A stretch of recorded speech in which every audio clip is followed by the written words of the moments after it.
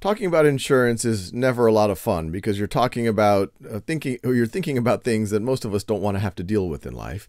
And I'm going to continue that trend by talking about two new scenarios of insurance, and that's disability insurance and that's long-term care insurance. And sometimes those two get confused.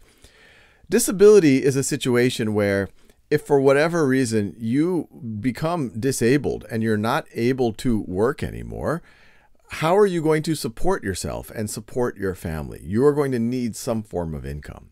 And so that's what disability insurance is all about. You pay the premium, and if for whatever reason you're not able to work because you've lost your ability to work, it can't just be I don't feel like working. But if the insurers say, okay, that's what was covered, that was one of the scenarios, you are no longer in a position to do that job, then that will cover your income up to some amount depending on what the actual policy said.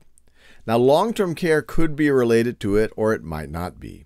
Above and beyond lost income, if you have some type of an accident or disease that makes you not be able to work anymore, you might have significant medical expenses. You might have to, these are situations that none of us want to see happen, but you might have an extended stay in a hospital, which can be very, very, very expensive. Even if you are able to maintain your income because of some kind of disability insurance or have some income, it might not be your full income because of the disability insurance, you now have a much bigger expense because of all these hospital expenses.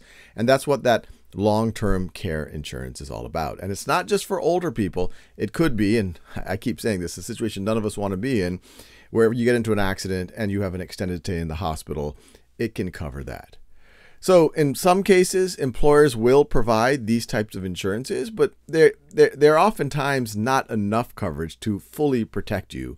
So if you're worried about these and if you don't have savings that can provide you and your family a cushion if one of these pretty horrible things happen to you, you might want to think about disability insurance and or long-term care insurance.